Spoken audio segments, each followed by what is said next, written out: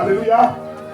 Préparez-vous à lire beaucoup de passages bibliques parce que nous allons enseignement monter un peu en altitude parce que je vois des gens mûrs et grands dans le Seigneur devant moi. Alléluia. Au fur et à mesure. On dit quoi? On dit que quand j'étais enfant, je parlais comme un enfant. Maintenant que je suis grand, je ne peux plus parler comme un enfant. Je dois parler maintenant comme une vraie personne. Le jour où vous venez, alléluia. Waouh, j'ai pensé également à ça. Quand les autres ils sont morts, j'ai pensé en même temps à ceux-là. Il est déjà arrivé? Pas encore. Alléluia. Bon, c'est maintenant après ça micro baladé sous la main, c'est ça. Avant on a fait un long film comme ça. Quand il y a payé pour les gens, on va gérer ça.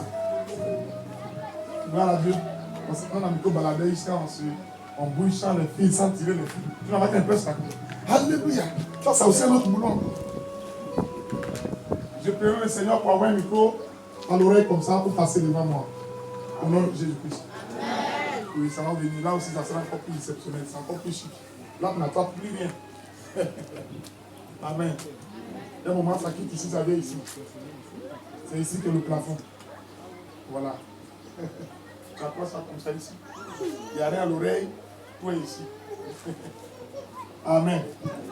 S'il y a des églises qui sont arrivées là, c'est que nous on peut arriver là. Amen. On amène là. Et ça prouve pas ça. Ça ne prouve pas qu'on peut arriver là.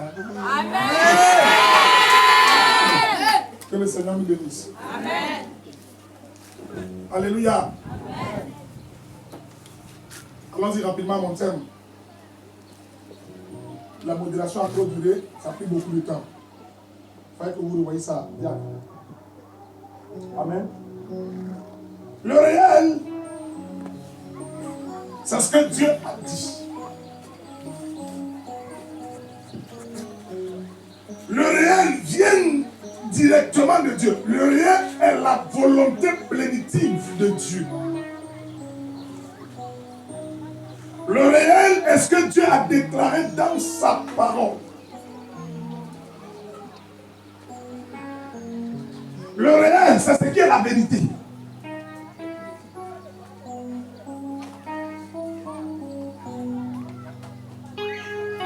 Alléluia.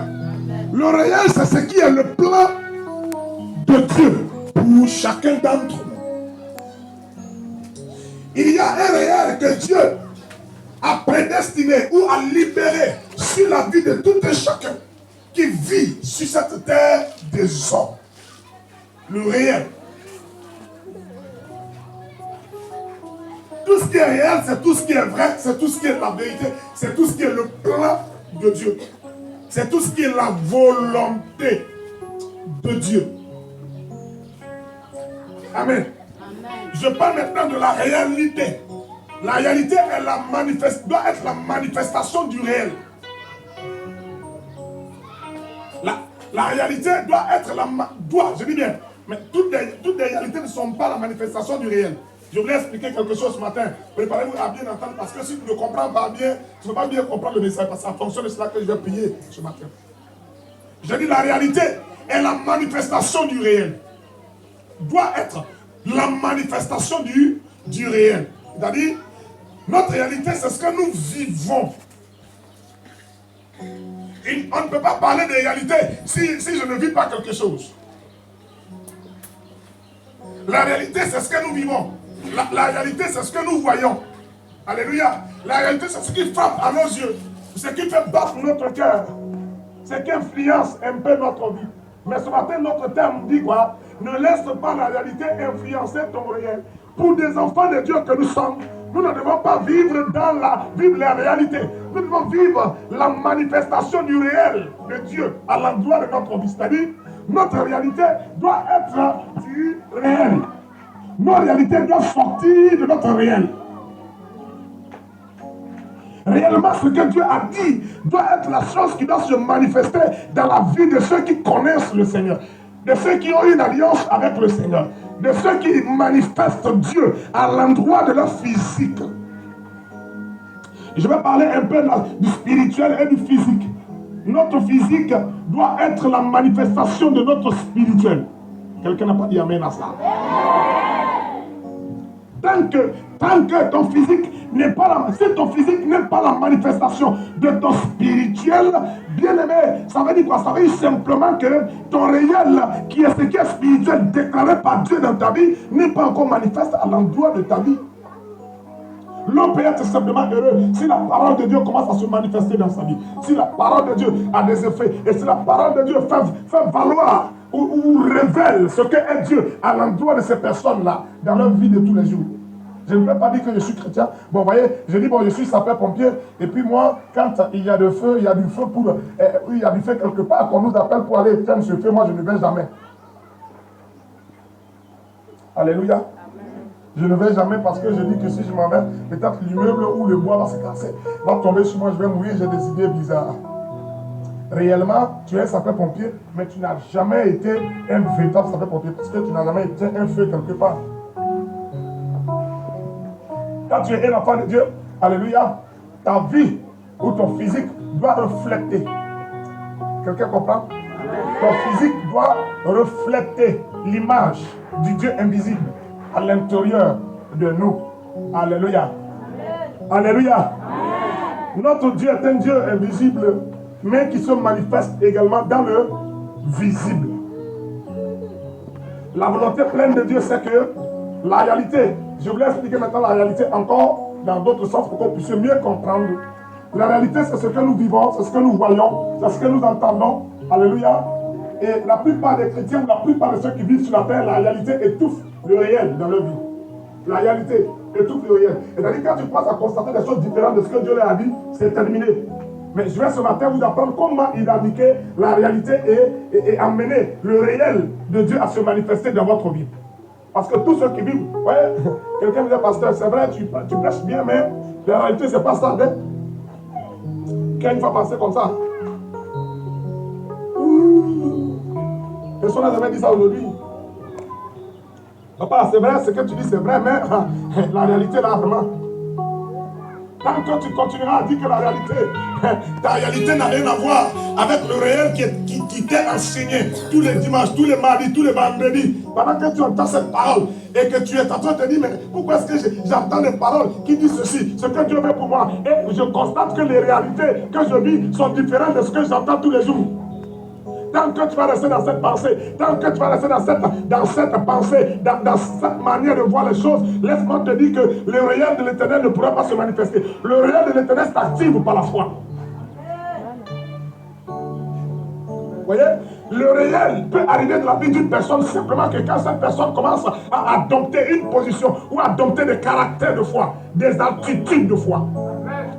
L'attitude de foi donnera à quelqu'un de pouvoir amener à la réalisation de sa vie le réel, c'est-à-dire le spirituel, ce que Dieu a déclaré sur sa vie. Je vous dis la vérité, Dieu n'a jamais prédestiné la souffrance pour quelqu'un sur la terre, jamais de la vie. Raison pour laquelle quand Dieu a constaté que son peuple était en souffrance en Égypte, il s'est dépêché de venir le défendre et le délivrer. Il était obligé de faire des choses auxquelles les gens ne s'attendaient pas pour les délivrer parce que Dieu avait vu la souffrance. Le plan de Dieu, ce n'est pas que nous souffrons. Si tu souffres aujourd'hui, laisse-moi t'apprendre une chose. Bien aimé, le diable ne veut pas que nous réussissions. Le diable ne veut pas que nous soyons heureux. Le diable est à la base de beaucoup de souffrances des hommes. Simplement parce que ces hommes-là ne sont pas en connexion avec Dieu comme se doit. Beaucoup de personnes ne peuvent pas réussir sur la terre. La foi vous dit cette vérité. Pourtant, ce n'est pas ça le plan de Dieu. Le plan de Dieu, c'est qu'ils réussissent. Dites amen à cela. Amen. Je disais à un pasteur et à une femme pasteur, à une pasteur ou à un pasteur femme aussi. Je ne sais pas pourquoi pour eux on ne dit pas une pasteur ou une pasteuse. Alléluia. Chaque manière de prononcer les trucs s'identifie en fonction de celui du sexe qui est en face de toi, soit de l'homme. Comme le monsieur qui disait hier, comment on appelle le maman de. Je ne dis pas le maman de ma maman. C'est ça, le maman de mon maman. Voilà. Le maman de mon maman est décédé. Le frère de mon maman est décédé. Et puis encore, mon grand papa là, le papa de. Je ne sais pas qu'est-ce qu'il est en train de dire. Tout est mélangé. Parce qu'il mettait le là où il devait mettre là. Et je ne comprenais plus. Et chaque nom ou chaque sexe a. Tu allais mettre là où il y a là, mon ami, on va mal te regarder. Que Dieu bénisse quelqu'un. Quelqu'un m'envoie un message, il me demande de venir à son baptême aujourd'hui là. C'est pas normal. Il y a des gens qui ne sont pas normaux. Et j'ai répondu pour dire, c'est 25 à 32. Matthieu 14, 25 à 32. En temps, une autre personne prépare Nombre 13, verset 1 à 3. Une autre personne prépare Nombre 26, verset 33. Matthieu 14, 25 à 32. Donne le micro à la grande sœur de mon fils pour faire la lecture. Tiens-toi debout. Oui, toi. Lève-toi, oui, je parle de toi. Ah. Ton nom est échappé. Maman, donne-moi son nom là. Hein? Priscilla. Ah. Précieuse. C'est ça? Ah, précieuse, Priscilla. Priscilla, donne le micro à Priscilla, fais vite. Priscilla, dis-moi Matthieu 14, 25 à 32. Une autre personne prend Nombre 13, verset 1 à 3. Et une autre personne encore touchée par l'Esprit de Dieu prend Nombre 26, verset 33. Alléluia. Alléluia. Je lis la parole de Dieu. Vas-y. À la 4e veille de la nuit. À la 4e veille de la nuit, tu as Matthieu 14, verset 35, verset 25. Oui. Ok. À la 4e veille de la nuit, Jésus alla vers eux. Jésus alla vers eux, marchant sur la mer. marchant sur la mer. Quand les disciples le virent marcher sur Quand la les mer, disciples le virent marcher sur la mer, il fut troublé et dit, il fut troublé et dit, c'est un fantôme. comment? C'est un fantôme. C'est un fantôme. Et dans leur frayeur, ils poussaient des cris. Et dans leur frayeur, ils poussaient des cris. Jésus leur dit aussitôt, Jésus leur dit aussitôt, rassurez-vous, rassurez-vous, c'est moi. c'est moi. N'ayez pas peur. N'ayez pas peur. Pierre lui répondit, Pierre lui répondit, Seigneur, Seigneur, si c'est toi, si c'est toi, entends que j'aille ordonne que voir j'aille vers toi sur les sur eaux. les eaux. Et il dit, Ordonne que j'aille vers toi sur les eaux. verset 29, Verset 9. et il dit, Et Jésus dit, viens. viens, Il est viens. sorti de la barque C'est moi, et Jésus, marcha viens. sur les eaux. Il dit quand Pierre est sorti, Pour aller vers il a commencé Jésus. à marcher sur les eaux et puis il a commencé à aller vers Jésus. Tout à Le coup, verset 30. tout à coup, Mais voyant que le vent était tout fort, à coup, le vent a commencé à souffler. il eut peur. Quand le vent a commencé à souffler, la peur est entrée dans le cœur de Pierre. Et comme il commençait à Et aussitôt que s'enfoncer, Pierre a commencé par manifester la peur alors qu'il manifeste la foi, Pierre a commencé par s'enfoncer dans l'eau. il s'écria, Et Pierre a commencé à s'écrier, Seigneur, Seigneur, sauve-moi. sauve-moi. Aussitôt, Aussitôt, Jésus étendit la main, étendit la main, le saisit et Jésus le et lui saisit, dit, et Jésus homme dit, de peu de foi, homme de peu de pourquoi foi, as-tu douté? pourquoi as-tu douté? Et il montait dans la barque, Il montait dans la barque, et le vent cessa. et le vent cessa. Ceux qui étaient dans la barque vinrent se prosterner devant Jésus Ceux qui et étaient dans la dit, barque se prosternent tu devant es Jésus. véritablement le Et Fils de dit, Dieu. tu es véritablement le Fils de Dieu. Alléluia. Tu es véritablement le Fils de Dieu parce qu'ils ont vu, premièrement, l'homme était en train de marcher sur l'eau. Alléluia. L'homme marchait sur l'eau. Il n'y avait rien en bas, mais l'homme arrivait à marcher sur l'eau. Quelque chose le soutenait en hauteur, je ne sais pas. Mais l'homme était en train de marcher sur l'eau. Deuxièmement, il a pu faire sortir Pierre qui était en train d'enfoncer, homme de cœur de foi. Ce matin, il y a eu des choses bizarres, terribles, qui vont terrifier votre pensée. Parce que je crois que j'ai reçu quelque chose à l'intérieur de moi que je voulais partager avec vous. Donc, vous allez regarder aux choses, aux physiques, aux choses naturelles et à la réalité de votre vie. Laissez-moi vous apprendre cette nouvelle. Dieu ne peut pas travailler avec vous parce que Dieu ne travaille pas avec des gens qui voient les choses naturellement, des choses d'une manière réelle. Non, Dieu travaille avec des gens qui voient des choses d'une manière surnaturelle et d'une manière spirituelle. La Bible déclare que Jésus a fait traverser ses disciples. Ils étaient en train de... Il dit, allez-y, on va se trouver là-bas. Allez-y. Je demande les disciples, je demande, attends, comment toi tu vas nous trouver là-bas? Puisqu'on est ensemble traverser l'eau, toi tu vas nous trouver là-bas, comment? Jésus lui a dit, allez-y. En fait, Jésus savait sur quoi lui comptait, parce qu'il n'est pas encore fini de faire le ministère. Et pendant qu'il faisait le ministère, les disciples l'ont débranché. Et ils étaient tous dans la barque. La Bible dit que Pierre était quoi? Qui était Pierre avant qu'il ne devienne un pécheur d'homme? Pierre était qui? Oh! Alléluia! Alors, tu prends qui était Pierre? Avant de devenir, il péchait. Donc, Pierre était qui? Un grand pécheur. Ce qui veut dire, ou ce qui sous-entend que Pierre devait être celui qui maîtrise l'eau. C'est pas ça? Pierre était appelé à maîtriser l'eau. Ou du moins, Pierre devait être un grand nageur. Parce que moi, je vois des pêcheurs. Un jour, je suis allé au bord de la mer pour essayer de regarder comment les gens pêchent. Ils descendent dans l'eau. Les pêcheurs, ils jettent des filets et puis ils descendent dans l'eau. Ils n'ont pas de lunettes, ils n'ont pas d'habillement de sous-marin, non.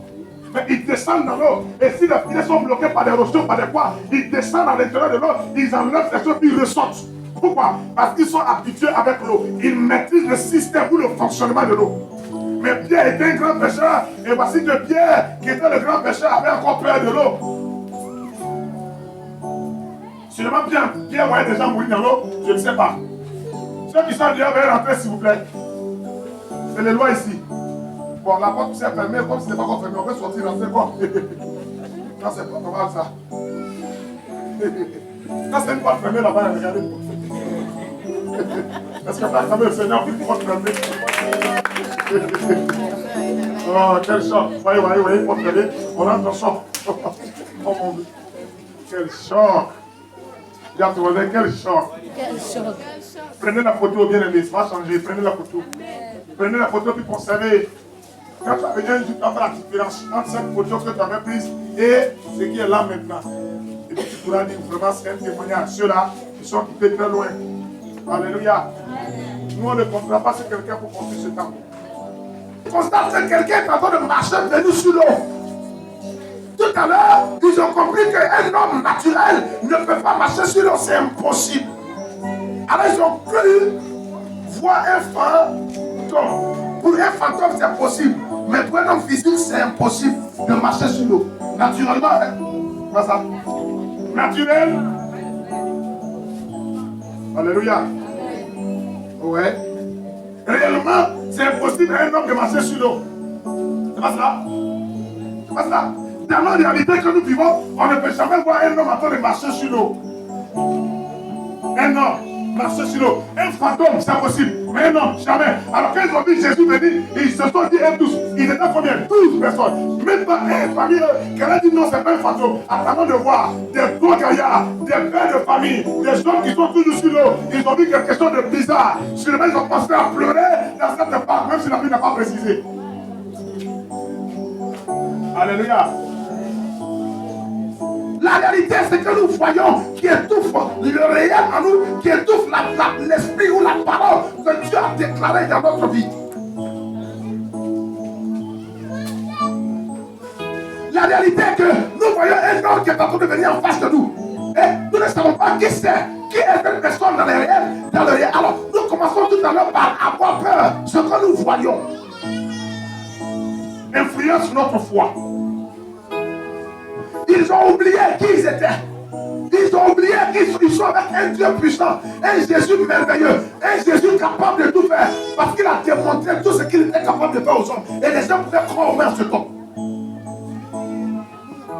Ils ont commencé à crier. Crier de toute force. Mais ils étaient au milieu de l'autre personne et quand les enfants venaient les sauver. Ils ont crié de toute force. Et plus ils crient, le fantôme s'approche. Commencez par imaginer. Plus tu montes la voix, tu cries pour éviter la chose, le fantôme s'approche. Et Jésus s'est approché. Et le fantôme s'est approché. Et à un moment, une seule va changer les choses. Jésus dit, mais pourquoi est-ce que vous avez peur? Sûrement les cris de ces personnes étaient tellement forts. Mais pourquoi vous allez là? Pourquoi est-ce que vous avez peur? Je suis Jésus. On dit quoi? Toi Jésus? Là tu marches sur l'eau maintenant? Jamais. On ne t'avait jamais vu marcher sur l'eau. C'est vrai qu'on t'arrive à faire des miracles, mais marcher sur l'eau est quelque chose de surnaturel. C'est un fantôme seul qui est capable. Et Pierre, comme lui parlait beaucoup, dit, si tu es vraiment Jésus. Alléluia. Il a dit, si tu es vraiment Jésus, entends que je vienne vers toi, marchant aussi sur les eaux. Entends-moi, donne-moi l'opportunité de venir sur les eaux avec toi si vraiment tu es Jésus. C'est dans le seul signe pour lequel Pierre puisse savoir, ou les disciples puissent savoir qu'il s'agit de Jésus. Parce qu'un fantôme, c'est lui seul qui a marché sur l'eau. Mais si c'était Jésus, la manière qu'il s'est arrangé, qu'il leur donne aussi pour que les voies spirituelles se tendent sur l'eau et que Pierre commence à marcher pour aller vers lui. Alors, Jésus a dit, effectivement, c'est moi Jésus. Pierre, viens. Il amène à cela. Et qu'il a dit ça, la foi de Pierre s'est activée. Pierre était devenu un homme qui voulait maintenant aller dans le réel. Alléluia. Qui voulait aller maintenant dans le surnaturel. Pierre pouvait maintenant faire des choses bizarres. Pierre est descendu de la barque et Pierre a commencé à marcher sur les eaux. Quand Pierre a commencé à marcher sur les eaux, sur le banc, Philippe maintenant de dire attends, moi je vais le suivre aussi. Il marche maintenant, il dit attends, je vais le suivre aussi. Mais personne n'a suivi. Pierre a commencé à marcher sur les eaux. Vous voyez maintenant ce que le diable va faire. Le diable va troubler ou va traumatiser parce que sur la mer, il y a ce qu'on appelle du vent puissant. La plupart des vents que vous recevez viennent de la mer. J'ai un message dans le sujet, c'est beaucoup spirituel. Alléluia. Et le vent commençait par souffler. Le vent de la mer s'est levé. Le vent s'est levé parce que quelque chose était en train de se passer sur la mer. Le vent s'est levé. L'eau a commencé par s'agiter. Dès que le vent a commencé à se lever, la Bible dit que Pierre a perdu immédiatement la foi. Le réel de Pierre va céder la place à la réalité que Pierre voit.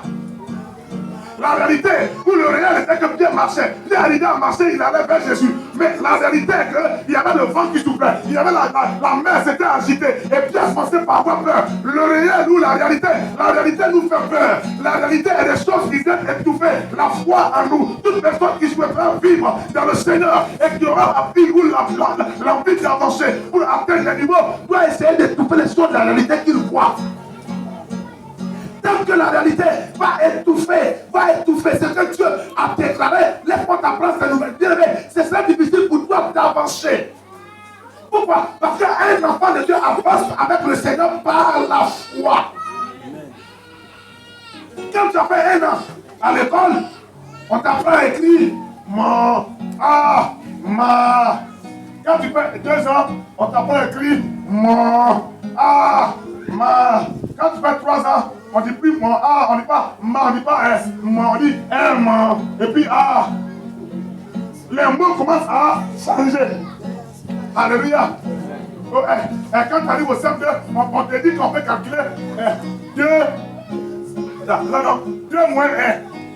Au CM2 encore, on t'apprend qu'on peut calculer ça. Gloire à Dieu. Mais quand tu commences à la 6, on t'apprend toujours qu'on peut calculer. Mais quand tu commences à avancer maintenant, on te demande de faire 1 moins 2. C'est pas ça. Si tu t'es amusé, tu as écrit au tableau à un enfant de CM2 ou à un enfant de CM2 ou sur CM1. 1 moins 2. Dis, oh monsieur, tu t'es trompé. Je t'ai trompé, mets 2 en haut. Mets 1 en bas. Bon, ouvrez. Pourquoi? Parce que ça ne peut pas se calculer. Mais quand tu passes à avancer, tu trouves qu'on peut calculer, et ça se calcule. Dis amen à ça. Amen. Je voulais dire à quelqu'un qu'au fur et à mesure que tu avances, avec le Seigneur, les choses doivent changer. Tes manières de converser avec le Seigneur doivent changer. Tes manières de voir les choses doivent changer. Si tu avances avec le Seigneur, que ta manière de prier est toujours la même chose, ta manière d'avoir la foi est toujours la même chose, c'est qu'il y a un problème quelque part dans ta vie, tu as besoin d'une délivrance. Viens me voir et je suis prêt à le faire. Que tu fais amen, parce que quand ça me passe, je comprends. Dis amen fort, on va voir. Dis amen plus fort. Est-ce que quelqu'un comprend maintenant ce message? Et quand Jésus a dit à Pierre de venir, Pierre a commencé à marcher. Mais à un certain moment est arrivé, la foi de Pierre a été maintenant étouffée par la réalité. La réalité a étouffé la foi de cet homme. Et la Bible déclare que Pierre a commencé par s'enfoncer dans l'eau. Et il a commencé encore à crier, oh Jésus, si j'étais à la place de Jésus, il dit, mais Pierre, où est-ce que je t'ai pris? Pierre, ne te rappelles-tu pas que je t'ai pris dans l'eau? Pierre, où est-ce que je t'ai pris, moi, Jésus? Mais Jésus n'a pas dit cela. La Bible dit que Jésus s'est avancé auprès de Pierre et Jésus a tendu la main et Jésus l'a fait sortir.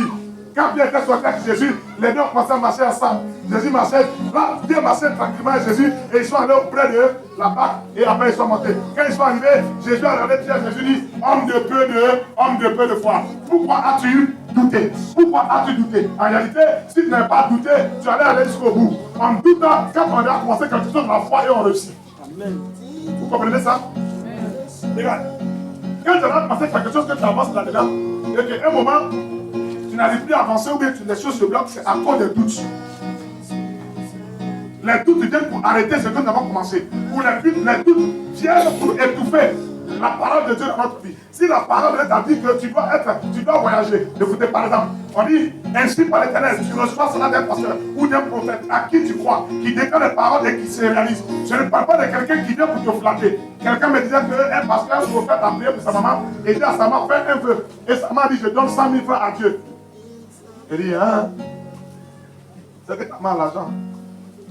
Gloire à Dieu. Et il dit, je fais 100 000 francs à Dieu. Et il priait, Rambo, Robo, Rabata. Ça le temps où il dit, ainsi par l'Éternel, 20 vœux avec l'Éternel. Et la maman a fait le vœu. Et c'est maintenant que la maladie s'aggrave. Et on appelle le prophète qui a prié. La maladie continue à s'aggraver. On ne le voit plus. Son portable, tout est fermé. On ne sait plus où il est. Quand on appelle, il dit, ouais, le jour arrive à le jour. Il dit, oh, j'ai fait un programme. Je suis fatigué. Je viendrai. Et la maladie s'aggrave. Et la maman est en train de mourir. On appelle, mais il a fait le vœu. J'ai donné. La maladie s'aggrave. Cette prophétie vient du Seigneur. Cette parole vient du Seigneur. Alléluia. Je ne crois pas.